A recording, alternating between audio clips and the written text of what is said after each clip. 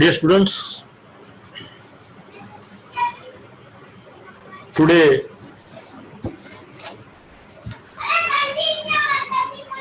we are going to teach lecture number 3 in geotechnical engineering. In first lecture, we have understand what is the type of soil. In second lecture, we know technical terms like soil mechanics, rock mechanics, geotech engineering, soil engineering, foundation engineering. Now module 1 is continued. So we are going to teach in this particular lecture about origin and nature of soil and index properties, relationship and test.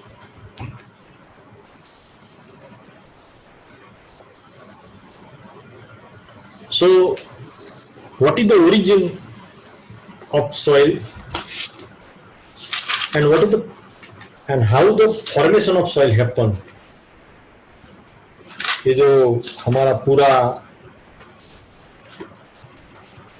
ब्रह्मांड है उसमें soil का जो formation है वो किस तरह से हुआ है, इसके बारे में हमें इस लेक्चर में स्टडी करने की है. So soil is formed by the process of weathering of rocks,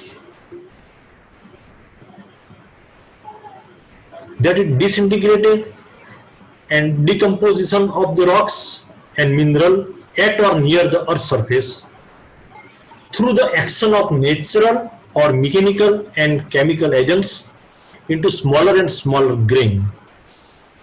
ये आप जो ये मिट्टी देख रहे हो, ये जो सैंड देख रहे हो, वो कभी न कभी ये जो बड़े बड़े रॉक्स थे उनका वेदर की हिसाब से, ये जो वातावरण के हिसाब से उसका डिसइंटीग्रेशन हुआ. मतलब वो टूटते फूटते, कभी बारिश हुई, कभी गर्मी हुई, कभी ठंडी हुई, तो उसका डिसइंटीग्रेशन हो गया, उसका डिकम्पोजिशन हो गया और ये जो छोटे छोटे होते चले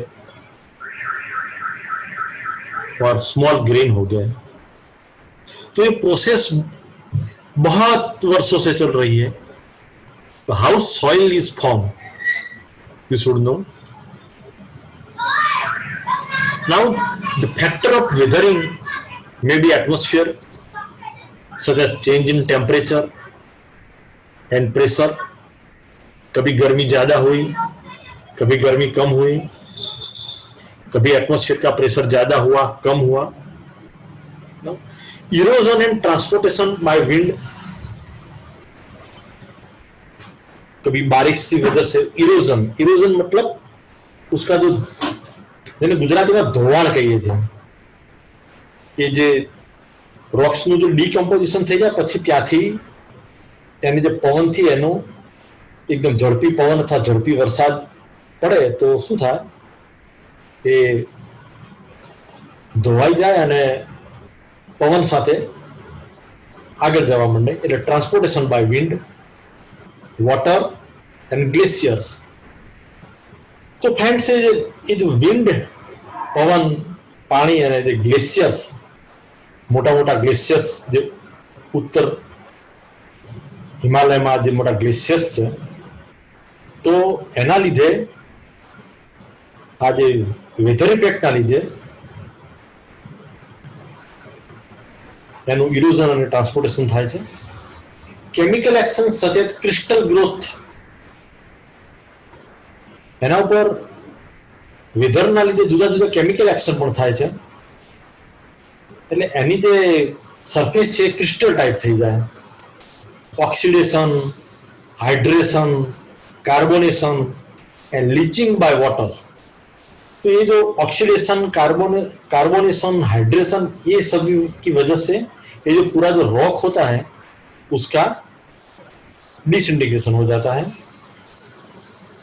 specially rain water with time, और कभी कभी बारिश कम ज्यादा आती है तो आप जिस तरह किधर जो रिवर फ्रंट के आगे जाते हैं तो आप देख रहे होते हैं कि जो वहां के जो स्टोन है वो कैसे राउंड सरफेस वाले हो जाते हैं। मतलब कि ये जो रेन वाटर है वो विद फुल वेलोसिटी जब ये रॉक्स पे पड़ते हैं तो उनको पूरा डिसइंटीग्रेट एंड डिकम्पोज कर देता है।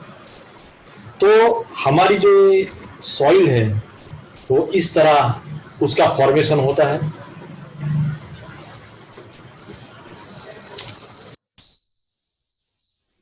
अब आगे obviously soil formed by mechanical weathering, that is disintegration of rocks by the action of wind, water and glacier, bear a similarity in certain properties to the minerals in the parent rock, since chemical changes which could destroy their identity do not take place। अगर हम ये जो मिट्टी और sand और वो सब हमें देखते हैं तो हमें मालूम ही नहीं पड़ता कि इतने बड़े पहाड़ में से ऐसी छोटे छोटे ग्रेन किस तरह हो सकते हैं। We can not identify it. So उसकी पूरी प्रॉपर्टी चेंज हो जाती है। जो मतलब कि उसके जो सैंड और जो मिट्टी है उसके जो माता पिता है, मतलब कि वो पेरेंट्स उसे बोलते हैं, तो उसका पूरा मतलब चेंज हो जाता है। It is to be noted that 90% of the earth crust consists of igneous rock। ये जो हमारे जितने भी हमारे इंडिया में जितने भी रॉक्स हैं वो इग्नियस रॉक बोलते हैं, उसे अग्निकृत खड़क कहते हैं। और ये जो इग्नियस रॉक है वो लावा, जो गरम गरम लावा जो जमीन में से पैदा होती है उसमें से कंफर्म होते हैं। And only the remaining 5% consist of sedimentary and metamorphic. ये जो सेडिमेंट्री रॉक्स, 3 तरह के रॉक होते हैं, सेडिमेंट्री रॉक, इग्नियस रॉक और मेटामॉर्फिक रॉक। ये जो सेडिमेंट्री रॉक होते हैं वो पानी में भी बनते हैं और जमीन पर भी बनते हैं। उसमें क्या होता है कि विंड की वजह से और वाटर की वजह से जो खींच खींच के जो मिट्टी आती है वो एक दूसरे पे जमा हो जाती है और उससे वो रॉक होते हैं। और ये जो मेटामॉर्फिक रॉक होता है वो कुछ नहीं, मतलब कि जो सेडिमेंट्री और इग्नियस रॉक सबको मिला के जो बनता है उसको मेटामॉर्फिक रॉक बोलते हैं। However, sedimentary rocks are present on 80% of the earth surface। ये जो हमारा पूरी दुनिया है, पूरा जो वर्ल्ड है, जो पूरा अर्थ है, उनका 80% जो पार्ट है वो सेडिमेंट्री रॉक्स है।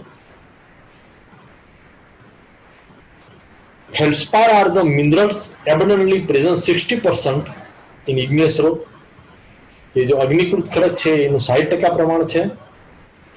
અને એમ્ફીબોલ્સ એન્ડ પેરોક્સિન્સ એન્ડ ક્વાર્ટ્ઝ એન્ડ માઇકા જે છે એ બધા આગળ મેટામોર્ફિક રૂપમાં આવે છે। તો friends, rock are alert more by the process of chemical weathering than by mechanical weathering। Chemical की वजह से वो पूरा उसका खवान हो जाता है, बाद में मैकेनिकल एक्शन मतलब रेन वाटर से होता है। In chemical weathering some minerals disappear partially or fully and new compounds are form.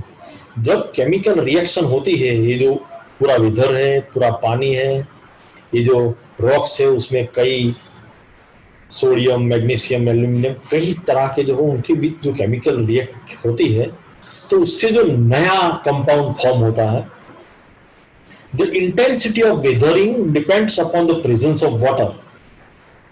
ये जो पूरा वेदर है वो जो पानी, वाटर एंड टेम्परेचर, जो पानी और तापमान दोनों की वजह से ये जो वेदरिंग इफेक्ट है उसकी इंटेंसिटी, उसकी तीव्रता पूरी इस पर डिपेंड है।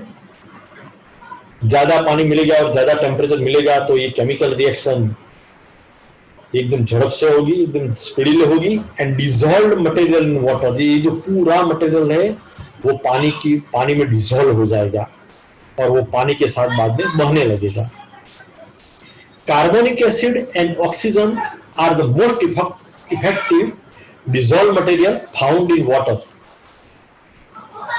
विच cause the weathering of rock.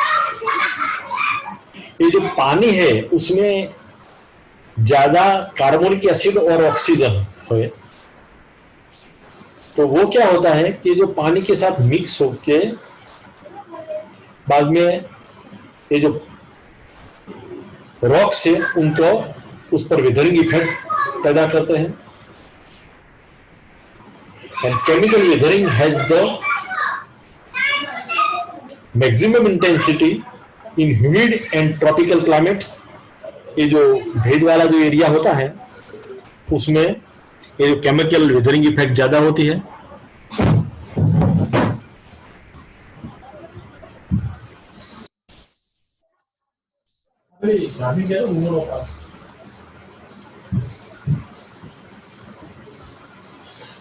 Now we understand what is the weathering effect on the rocks, और जो हमारा सॉइल का फॉर्मेशन होता है वो पूरा उस पर डिपेंड करता है। मतलब अब हम जियोलॉजिकल साइकिल, जब हम फर्स्ट सेमेस्टर में थे तो हम हाइड्रोलॉजिकल साइकिल पढ़े थे। तो हाइड्रोलॉजिकल साइकिल में हम क्या पढ़े थे कि किस तरह ये जो समंदर का पानी है वो भाप बन के ऊपर जाके उसका जो क्लाउड बनते हैं और उसके बाद रेन होती है और फिर से पानी वो समुद्र में आ जाता है। मतलब ये जो पूरी साइकिल चलती है, इस तरह ये जो सॉइल फॉर्मेशन है, ये जो जमीन है उसका भी एक जियोलॉजिकल साइकिल है। तो ये साइकिल का हम बहुत अच्छी तरह से स्टडी करेंगे। तो आप एक ये जो फिगर देख रहे हो तो उसमें क्या है, आप देखना कि किस तरह से सबसे पहले हम ये जो सेडिमेंट्री रॉक है वो क्या होता है, उसका डिफॉर्मेशन हो जाता है। और मेटामॉर्फिक रॉक है तो दोनों को मेल्ट हो जाते हैं। मेल्टिंग मतलब वो पिघल जाना। उसके बाद ये जो लावा, जो अग्निकुंड खड़क होते हैं उसमें से जो लावा निकलती है, तो मतलब ये जो इग्नेयस रॉक और मेटामॉर्फिक रॉक और जो सेडिमेंट्री रॉक है, जो तीन तरह के जो रॉक होते हैं, तो ये जो वेदरिंग इफेक्ट होता है रॉक्स का, ये आप जो ये फिगर में देख रहे हो तो वो क्या बड़े बड़े ये जो पहाड़ है रॉक्स है, तो उनको वेदर की इफेक्ट्स के उसका डिसइंटीग्रेशन होता है, डिकम्पोजिशन होता है। बाद में ये जो विंड, वाटर एंड ग्लेशियर, ये जो पूरा जो रॉक्स के छोटे छोटे ग्रेन है उसको इरोजन एंड ट्रांसपोर्टेशन करते हैं। उसका बाद में ये पूरा बह के आगे जाके उसका डिपोजिशन होता है। मतलब अगर पानी भी है या जमीन भी है उस पर उसका उसके जो स्ट्रेटा है वो थर है वो एक दूसरे पे जमा होते हैं। बाद में बूरियल एंड कॉम्पेक्शन, वो जो उस पे जो ये जो सेडिमेंट के जो थर होते हैं उस पर पूरा वो दब जाते हैं, उस पर बड़ा दबाव आता है। जब उस पर दबाव आता है तो उससे बाद में फिर से सेडिमेंट्री रॉक पैदा होते हैं। मतलब कि ये जो पूरा जो साइकिल है कि रॉक्स का डिसइंटीग्रेट हो जाना, उसके बाद विंड और वाटर के साथ बह जाना, उसके बाद फिर से रॉक बन जाना, ये जो पूरा साइकिल है उसको हम जियोलॉजिकल साइकिल बोलते हैं। तो अगर एग्जाम में जो इस क्वेश्चन पूछे तो हमें थोड़ी बहुत ये फिगर ड्रॉ करने आती हो चाहिए। तो उसमें हमें क्या लिखना चाहिए, तो igneous rock, metamorphic rock, sedimentary rock, उसका भी उसको दर्शाना चाहिए। थोड़े बहुत रॉक्स, पहाड़ बताने चाहिए, थोड़ा बहुत पानी और थोड़ी बहुत सॉइल। और उसमें ये नहीं भूलना चाहिए कि क्लाउड से, मतलब कि जो बारिश होती है उसको भी हमें निर्देश करना चाहिए। अगर विंड नहीं दर्शाओगे तो चलेगा। तो मतलब ये जो जियोलॉजिकल साइकिल है वो बहुत इंपॉर्टेंट साइकिल है। ये जो जिस जमीन पे हम बड़े बड़े स्ट्रक्चर बना रहे हैं, रेलवे, रोड, फ्लैट, ये सब जो हम बना रहे हैं स्ट्रक्चर, तो वो ये जो सॉइल है उसको स्टैंड करते हैं। और ये जो सॉइल का फॉर्मेशन किस तरह होता है, तो एज ए सिविल इंजीनियर हमें उसका पूरा नॉलेज होना चाहिए। अब जरा डिटेल में देखते हैं। तो soil are form by weathering of rocks due to mechanical disintegration or chemical decomposition. When rock surface get exposed to the atmosphere for an appreciable time, it disintegrates or decomposes into small particles and thus soil are formed. तो ये जो खोर है कि soil is formed by geological cycle, तो क्या है, जो मेन एक्टिविटी क्या है, तो erosion, weathering, second transportation, third deposition and fourth upheaval। तो ये जो चार जो है मेन स्टेज कि जिससे हमारी सॉइल फॉर्म होती है, तो ये पूरे जियोलॉजिकल साइकिल में हमें एग्जाम में जो क्वेश्चन शायद 4 मार्क का जो पूछा है, मतलब कि वो आस्क, तो उसको अच्छी तरह समझाना आपको आना चाहिए। अब हम ये जो सॉइल है तो उसका इंट्रोडक्शन करते हैं। तो soil is a complex physical system. A mass of soil includes accumulated solid particles or soil grains and the void space that exist between the particles. मतलब कि ये जो सॉइल है उसके सिस्टम में क्या है, तो अगर एक मास ऑफ सॉइल है तो उसमें क्या क्या होता है, तो उसके जो सॉलिड पार्टिकल होता है तो उनके बीच में स्पेस होती है। वॉइड का मतलब खाली स्पेस, वॉइड स्पेस मतलब खाली जगह होती है दो पार्टिकलों के बीच में। द वॉइड स्पेस में बी पार्शियली और कंप्लीटली फिल्ड विथ वाटर और सम अदर लिक्विड। और ये जो मिट्टी के जो दो पार्टिकल्स होते हैं जिसके बीच में जो स्पेस होती है, तो ये जो खाली जगह है वो आधा या कंप्लीट पानी से फिल होता है। Void space not occupied by water or any other liquid are filled with air or some other gases. अगर मिट्टी के दो पार्टिकल के बीच में अगर पानी से नहीं होता तो उसमें हवा होती है, सम गैस होते हैं। Since the volume occupied by soil mass may generally be expected to include material in all three states of matter, solid, liquid and gas। ये जो આપણે પ્રાથમિકમાં ભણેલા ધન, પ્રવાહી અને વાયુ, तो ये जो सॉइल पार्टिकल होता है उनके बीच में जो स्पेस होती है, तो उसमें जो वॉइड होते हैं उसमें वाटर भी हो सकता है, उसमें एयर भी हो सकती है। तो ये जो सॉलिड, लिक्विड और गैस, ये जो तीनों की वजह से जो सिस्टम बनती है उसको हम 3 फेज सिस्टम बोलते हैं, बराबर।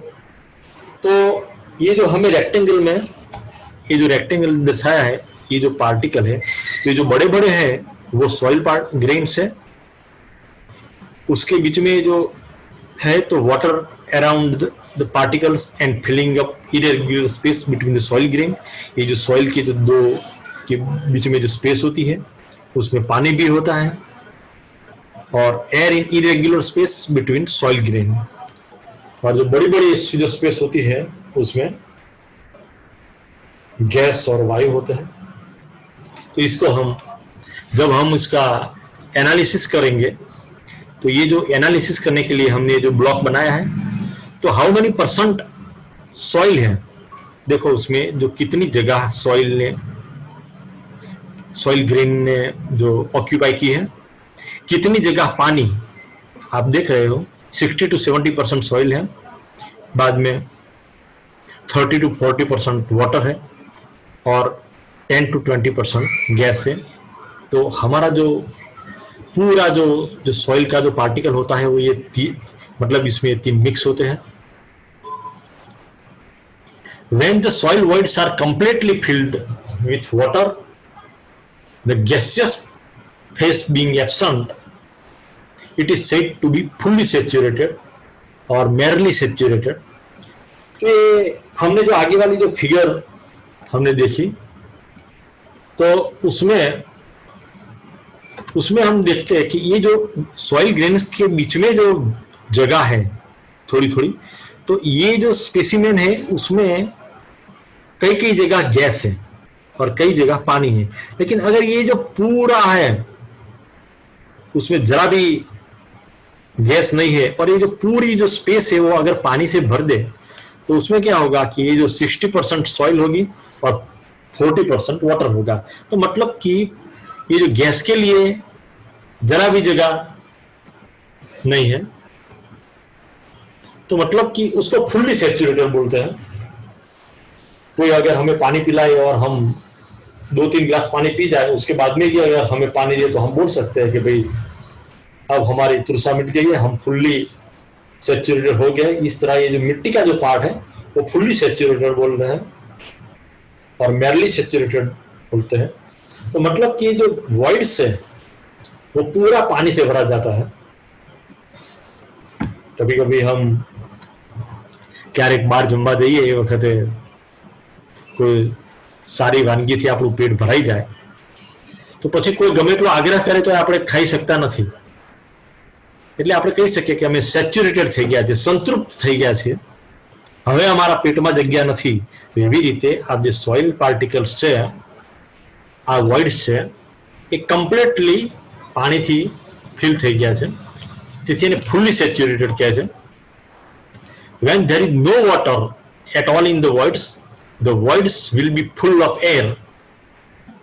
The liquid phase being absent, the soil is said to be dry. ये જ પ્રમાણે મિત્રો કે સોઇલના પાર્ટિકલ વચ્ચે બિલકુલ પાણી ના હોય અને સિર્ફ વાયુ હોય, ફક્ત ગેસ જ હોય, તો એ જે સોઇલ છે એને બિલકુલ સૂકી સોઇલ કે એકદમ ડ્રાય કહેવાય, બરોબર। તો આ બંને વચ્ચે જો ફુલ્લી સેચ્યુરેટેડ સોઇલ અને ડ્રાય સોઇલ વચ્ચે શું ડિફરન્સ છે પણ તમને ખબર પડવી જોઈએ। In both these cases, the soil system reduced to a two-phase, one as shown in figure A and B. These are merely special case of three-phase system. तो मतलब कि अगर टू फेज मतलब या तो सॉइल और वाटर या soil और गैस, उसको टू फेज सिस्टम बोलते हैं। और जो ये जो तीनों साथ में होते हैं सॉइल, वाटर एंड गैस, तो उसको थ्री फेज सिस्टम बोलते हैं। तो हमने आगे वाले जो फिगर देखी थी तो उसमें क्या था, ये टू फेज और थ्री फेज सिस्टम थे। देखो तो ये क्या है, उसमें 50% सॉइल है और 50% वाटर है, तो उसको हम फुल्ली सैचुरेटेड बोलते हैं। ये जो पार्ट है उसमें 60% सॉइल है, 40% एयर है, तो उसको हम ड्राई सॉइल बोलते हैं। तो हमें आइडेंटिफिकेशन ऑफ सॉइल, अगर जो सॉइल का जो हमें पूरा आइडेंटिफिकेशन करना होता है तो क्या है कि कई टेस्ट हमें परफॉर्म करने पड़ते हैं। तो किस तरह के टेस्ट हम परफॉर्म करते हैं, तो विजुअल एग्जामिनेशन उसे हमें देख के मालूम पड़ जाता है। We observe with naked eye, हमें देख के मालूम पड़ जाता है कि ये जो प्रॉपर्टी है कि उसका कलर कैसा है, उसका ग्रेडेशन कैसा है, उसकी एंगुलरिटी क्या है, and decide whether it is coarse grain और फाइन ग्रेन, बड़े बड़े ग्रेन है कि छोटे छोटे ग्रेन है, वो हमें देख के मालूम पड़ जाता है, इसलिए उसको विजुअल एग्जामिनेशन बोलते हैं। बाद में fell test, FELL fell test. In fell test we take some amount of soil and few drops of water. Fill मतलब ये जो हमारे जो हाथ होता है उसमें थोड़े अमाउंट सॉइल लेते हैं और थोड़े पानी के टिपे लेते हैं और हमारी जो फिंगर्स से हमारी उंगलियों के बीच में उसको रब करते हैं। तो हमारी उंगलियों के बीच में उसको पूरा घिसेंगे तो हम क्या देखेंगे कि अगर जो हमें एहसास होगा कि अगर ये जो लार्ज पार्टिकल है, बड़े बड़े पार्टिकल्स है, तो उसको हम सैंड बोलते हैं। अगर छोटे छोटे पार्टिकल है तो उसे हम सिल्ट बोलते हैं, और इफ उससे भी ज्यादा छोटे हैं, इफ स्मॉल एंड सॉपी, तो उसे हम क्ले बोलते हैं, माने कि मिट्टी। तो ये फिल टेस्ट जो है, फेल टेस्ट, उससे पहले हमें देखने से मालूम होता है, उसके बाद हम अपने जो दोनों हथेलियों में घिसने से मालूम पड़ता है। बाद में रोलिंग टेस्ट। तो रोलिंग क्या होता है, तो इन रोलिंग टेस्ट जो सैंपल ऑफ सॉइल होता है उसमें हम थोड़ा पानी का ड्रॉप्स डालते हैं, थोड़ा ज्यादा पानी डालेंगे तो, और उसका बॉल बनाएंगे, make a ball of by keeping it on the plan and rolling it. जिस तरह हम रोटी बनाते हैं इस तरह उसको इंस्ट्रूमेंट की वजह से वो उसको पूरा रोल करेंगे। तो उसको ये जो मिट्टी है उसको हम रोल करेंगे तो क्या है कि एक जो कन्वर्ट इनटू थ्रेड, तो क्या है मतलब कि ये जो छोटे छोटे बच्चे जब खेलते हैं मिट्टी के वजह से, मिट्टी से मानसून सीजन में, तो क्या होता है कि ये जो मिट्टी है उसमें हम पानी मिलाएंगे और उसको रोलिंग करेंगे हार्ड सरफेस पे, तो क्या है कि वो थ्रेड बन जाता है। If it immediately crumble without assuming thread shape, then it is sandy. अगर हम रोलिंग करेंगे तो क्या है कि वो एकदम फटाफट जो टूट जाएगा, ये जो थ्रेड का शेप है वो बनने ही नहीं देगा, तो वो सैंडी सॉइल है। अगर 3 mm साइज का जो थ्रेड जो दोरा बनता है उससे, तो उसे हम क्लेई सॉइल बोलेंगे। और if it convert to a ball and crack appears then it is silty soil. अगर वो बॉल बन जाता है तो उसको हम सिल्टी सॉइल बोलते हैं। तो ये जो रोलिंग टेस्ट है वो भी हम लेबोरेटरी में कर सकते हैं। तो सबसे पहले हमने देखा विजुअल टेस्ट, उसके बाद फील्ड टेस्ट, उसके बाद रोलिंग टेस्ट।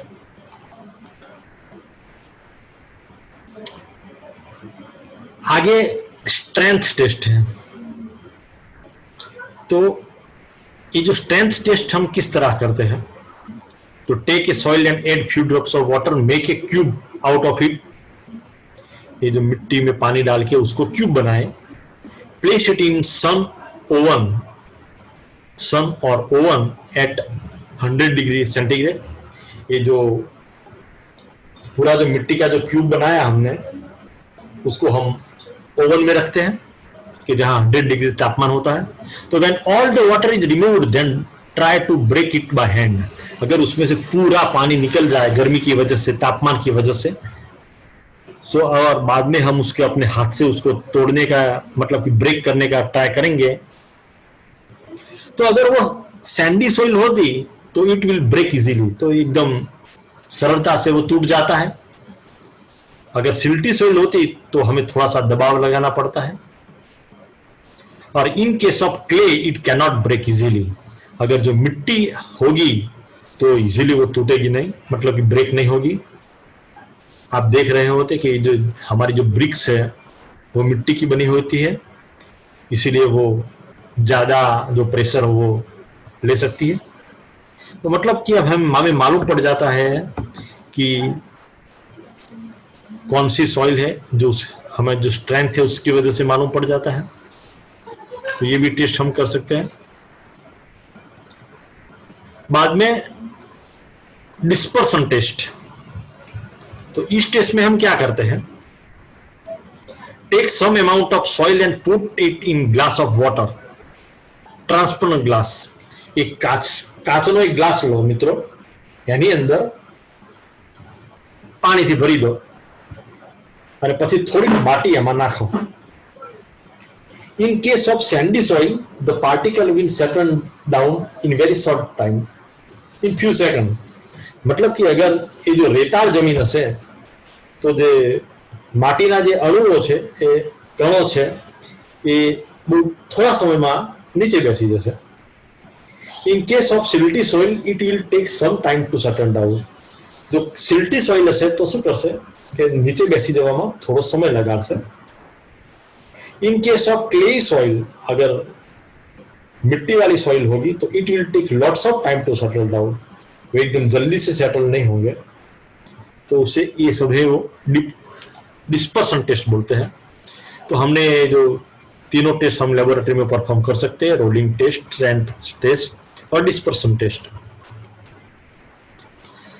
अब हमें मालूम पड़ गया है मित्रों कि जो 3 फेज ऑफ सॉइल किसे बोलते हैं. तो उसमें सॉलिड होता है, वाटर होता है, व एयर होती है. सॉइल मास से जो 3 फेज सिस्टम से बना होता है, it consist of solid particles, liquid and gas. For all practical purpose the liquid में बी कंसिडर्ड टू बी, हमारा जो ये जो लिक्विड है हम पानी ही यूज करेंगे, और जो गैस बोलते हैं वो एयर है. The interrelationship of different phases are important. ये जो पानी, मिट्टी और जो हवा है उनका एक दूसरे के साथ जो संबंध है, since they help to define the condition और the physical makeup of the soil. ये तीनों की वजह से, मतलब ये तीनों मिलके ही एक दूसरे के प्रति मतलब उनका बाउंड होता है. तो देखो ये जो 3 फेज सिस्टम, ये जो पहली फिगर है, ये जो उसका मेजरमेंट लेते हैं, मतलब कि जो S for solid, W for liquid for water and A for air. इसमें जो ये जो सेकंड वाली फिगर है उसमें जो हमें दिखाते हैं, ये जो बड़े वाले हैं वो सॉलिड पार्टिकल है, उसके बीच में जो डॉटेड लाइन है वो वाटर है, और ये जो राउंड फिगर है वो मतलब कि वो एयर है. तो इसकी एनालिसिस करने के लिए हम ये जो 3 फेज डायग्राम हमने ड्रॉ किया है, तो आज तो हम क्या करेंगे कि इसकी जो 3 फेज डायग्राम कैसा है उसको हम थोड़ा अंडरस्टैंड करेंगे, समझेंगे. तो मतलब कि आप देख सकते हो कि ये जो बड़ा वाला वॉल्यूम है वो सॉइल का है, उसको VS बोलते हैं. ये जो ऊपर वाला पोर्शन जो पानी का है उसको वॉल्यूम ऑफ वाटर बोलते हैं. जो ऊपर छोटा वाला भाग है उसको एयर बोलते हैं, वॉल्यूम ऑफ एयर, उसको VA बोलेंगे. नीचे वाला भाग को VW बोलेंगे, सॉइल को VS बोलेंगे. ये जो एयर और वाटर है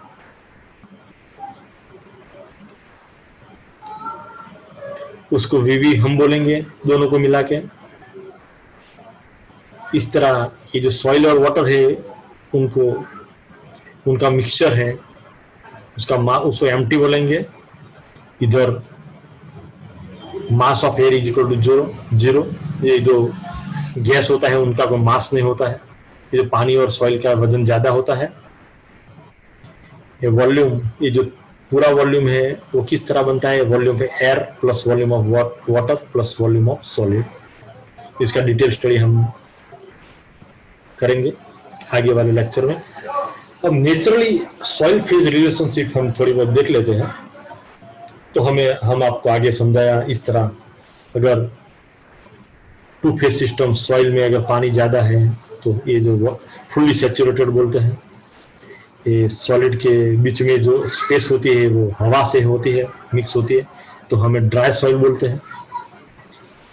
हवा, पानी और जमीन मतलब एयर, वाटर और सॉलिड तीनों होते हैं तो हम पार्शियली सैचुरेटेड बोलते हैं. अब आपको डिफरेंस आना चाहिए कि फुल्ली सैचुरेटेड और पार्शियली सैचुरेटेड में क्या डिफरेंस है. बाद में ये जो मिनरल स्केलेटन है, मतलब कि उसमें आप देख रहे हैं कि जो ये पार्टिकल सॉइल है, ये जो हरा रंग है वो वाटर का है, ये जो व्हाइट कलर है वो गैस का है। तो naturally occurred soil consist of solid particles which make up the soil skeleton and voids which may be full of water if the soil is saturated, may be full of air if the soil is dry, और may be partially saturated। आपको ये बातें समझ में आ गई होगी। और ये पूरा 3 फेज डायग्राम है। तो मित्रों, आगे वाली फिगर में जिस तरह होता है कि ये जो पूरा वॉल्यूम है, नीचे वाला पोर्शन वॉल्यूम ऑफ सॉलिड, ऊपर वाला वॉल्यूम ऑफ वाटर, उससे ऊपर वाला वॉल्यूम ऑफ एयर।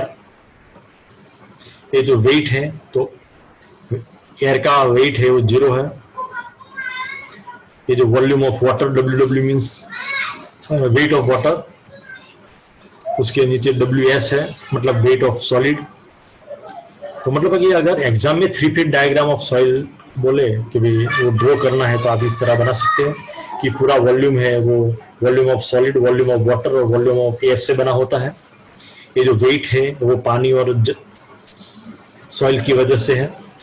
तो ये 3 फीट डायग्राम अगर एग्जामिनेशन में अगर पूछा जाए तो आपको ड्रॉ करना आना चाहिए। मतलब कि अच्छी तरह से फिगर ड्रॉ करना, और उसके लिए छोटे मतलब कि जो ये हमें लिखना आना चाहिए, समझाना आना चाहिए। ये जो वेट ऑफ एयर है वो 0 है। ओके, नाउ ये हमने समझ लिया कि फुल्ली सैचुरेटेड क्या है, वॉल्यूम क्या है। ये जो 2 फेज डायग्राम है, आगे वाला था वो 3 फेज डायग्राम था, ये 2 फेज डायग्राम मतलब कि ये जो